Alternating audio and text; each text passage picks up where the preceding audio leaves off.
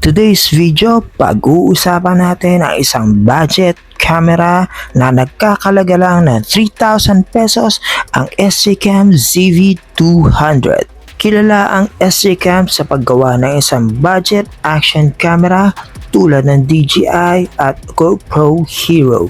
So, legit nga ba ang kanyang video stabilization? Aalamin natin yan dito lang sa aking channel, ang Itnog TV.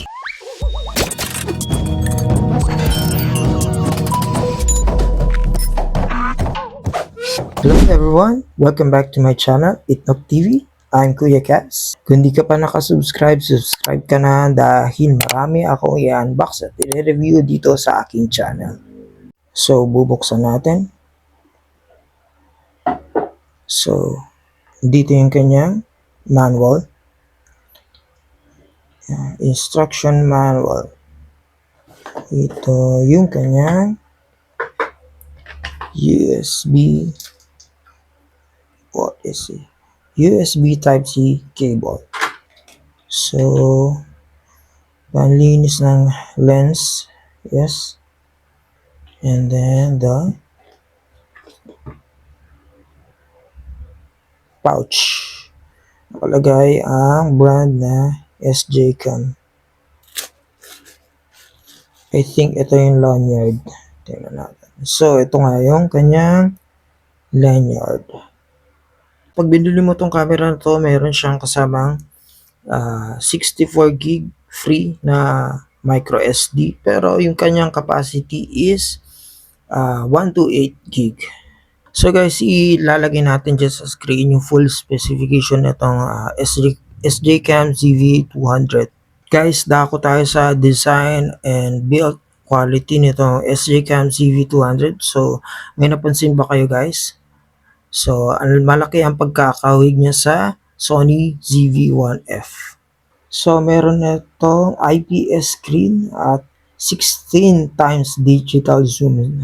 Digital zoom lang siya and 6-axis gyro stabilization for clear video and photos. So, ito camera na to guys, gumagamit siya ng Sony IMX386 sensor.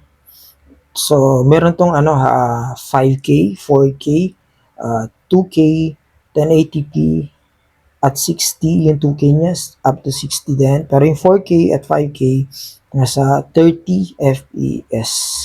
So, dako tayo sa ports, buttons, at iba pa. So, ito yung kanyang speaker on and off, zoom in, zoom out, camera button. So, itong isang port niya is HD for, pwede to sa PC connection webcam. Pwede itong gamitin as webcam. This is the USB. So, dito ka pwede mag-charge at mag-transfer ng photos and videos. So, guys, wala tong Wi-Fi, no? Pero madali lang naman mag-transfer ng photos. So, guys, itong camera na to may dalawang klaseng pagbukas sa kanya. So, pag ito ay naka-flip pa ganito, para hindi siya mag-on. Dito mo siya i-on sa taas. Hold mo siya ng 2 seconds. Bubukas na siya. Yeah? Pero pagka naka-flip siya, pabaliktad, isasara mo siya, kusa na siya mamamatay. Kita niya? Tumunog. Bubuksan ulit natin. So, bumukas siya. Pero, gaya ng sabi ko, pag naka-flip siya ng ganyan, hindi siya mamamatay. So, kailangan mo siya ipatayin dito ng manual.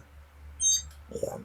So, guys, ito lang yung sample photos. Papakita ko lang sa inyo. Ito yung dito sa loob, sa studio ko, sa indoor shots. Ayan.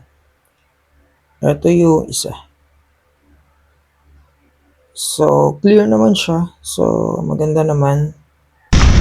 So, this is the 4K resolution at 30 frames per seconds.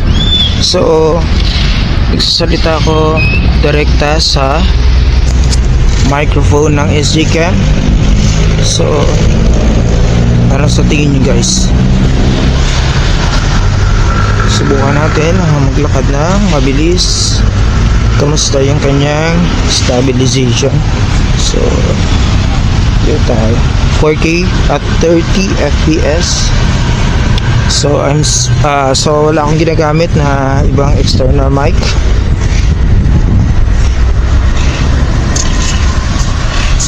So, this is the 2K resolution at 60 fps. Ito lang may 60 fps tsaka 1080p. So, kamusta yung kanyang stabilization? Naka-on.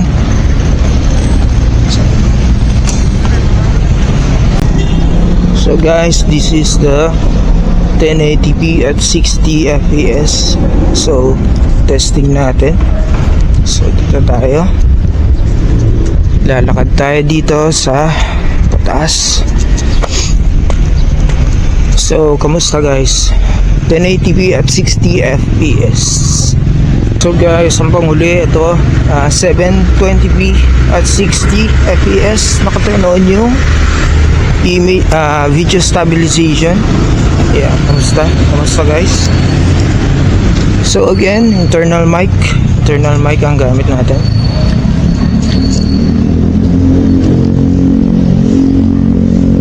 So, tingnan natin yung kanyang focusing sa malapitan.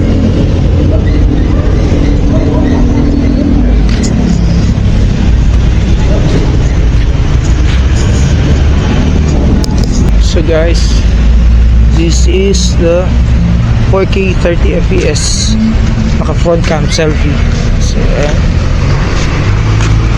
So, kamusta ba? 4K video record.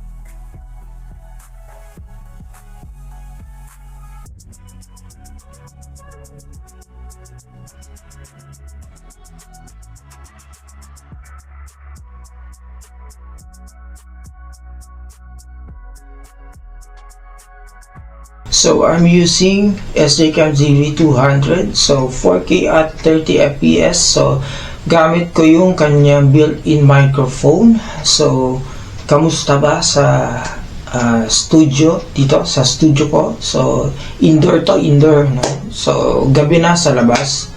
So kamusta? Malayo siya sa akin ha. So nagsasalita ako, normal voice lang. So kamusta? Narinig na malinaw ba yung sa aking salita? So, malayo siya. Yan ang aking gamay.